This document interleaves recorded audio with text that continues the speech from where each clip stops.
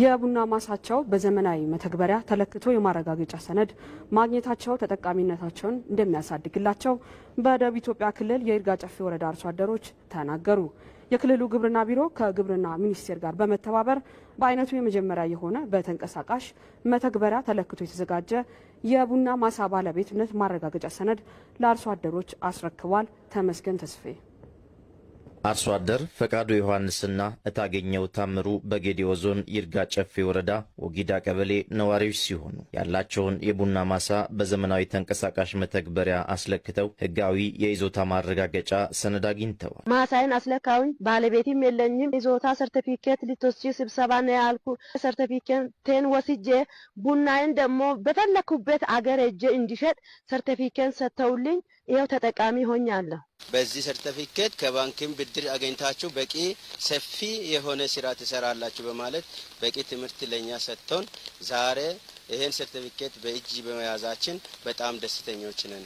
በሰነዱ አጠቃቀም የተሻለ ግንዛቤ መፈጠሩን የጠቀሱት የአካባቢው አርሶ አደሮች ከብድር አገልግሎት ጀምሮ የቡና ማምረት ስራቸውን ይበልጥ ውጤታማ ለማድረግ እንደሚጠቀሙበት ተናግረዋል። ከመንግስት እንደተባለ መሰረት አቅምም ከደከመ ከመንግስት ብድር ወስጄ ወደፊትን እንደ ሰዎችን ወደፊት አደርጋለሁ። በባንክ ቤትም ሆነ በጠቅላላ በሄድኩበት መንገድ ሰርቲፊኬት አስይዤ ተጠቃሚ ሆኜ የፈለኩትን መኪናም ገዛለሁ ብል የፈለገውን ነገር ሰራለሁ ብል ተጠቃሚ ሆኜ ታይቻለሁ፣ ሰምቻለሁ። የሰጠኝን እድልም ደግሞ ተጠቃሚ ሆኜ ዛሬ ለዚህ በቅቻለሁ።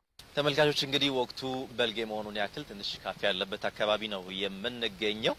አካባቢው ደግሞ በደቡብ ኢትዮጵያ ክልል በቡና አብቃይነቱ እንዲሁም በጣፋጭ ቡና ጣዕሙ የሚታወቀው የይርጋ ጨፌ ወረዳ ነው። አርሶ አደሮቹ መሬቱ በመለካቱ ደስተኞች መሆናቸውን ገልጸዋል።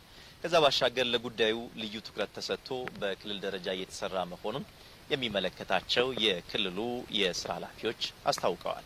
የሁለተኛ ደረጃ መሬት ሰርቲፊኬት የቡና ሰርቲፊኬት የያዙ ሁኔታዎቹ መኖራቸው ሲረጋገጥ ነው። ስለዚህ ይሄ በጣም ለነሱ ትልቅ አስተዋጽኦ ስለነበር እሱን መነሻ አድርገን ዛሬ ላይ ለአርሶ አደሩ ሰርቲፊኬት እየሰጠን ነው የምንገኘው። ይህንን ስራ ደግሞ በይበልጥ በክልላችን ቡና አብቃይ አካባቢዎች ላይ በስፋት የምናደርገው ነው ማለት ነው። የማረጋገጫ ሰነዱ በተንቀሳቃሽ መተግበሪያ ደረጃ ተሰርቶ ወደ አርሶ አደሩ ሲደርስ በአገር አቀፍ ደረጃ የደቡብ ኢትዮጵያ ክልል የመጀመሪያው መሆኑን በግብርና ሚኒስቴር የገጠር መሬት አስተዳደርና አጠቃቀም መሪ ስራ አስፈጻሚ አቶ ትግስቱ ገብረ መስቀል ገልጸዋል። ኤክስፖርት በሚያደርጉበት ጊዜ እዚህ አካባቢ ያሉ አርሶ አደሮች በቀጥታ ተጠቃሚ ናቸው። ቦታቸው ታወቀላቸው። ቡናው የይርጋ ጨፌ ቡና ወይም የአካባቢ ስምን የያዘ ቡና ይሄዳል። ልዩ የገንዘብ አቅምን ወይም ሀብትን ይጨምርላቸዋል ማለት ነው። ያ ትልቅ ነገር ነው። ከዛ ይርጋ ጨፌ ልዩ የሚያደርገው እንዴት ነው? ሙከራ ተግባራውን ፈጽመን የመጀመሪያ ደቡብ ኢትዮጵያ ይርጋ ጨፌ ነው የመጀመሪያ ይሄ ሰርቲፊኬት በዚህ ቴክኖሎጂ የተሰጠው። በደቡብ ኢትዮጵያ ክልል ይርጋ ጨፌ ወረዳ በፓይለት ደረጃ የተጀመረውን ዘመናዊ የቡና መሬት ምዝገባ ስርዓት ቡና አብቃይ በሆኑ ሌሎች የሀገሪቱ አካባቢዎችም ለማስፋፋት በትኩረት እንደሚሰራ ተመላክቷል።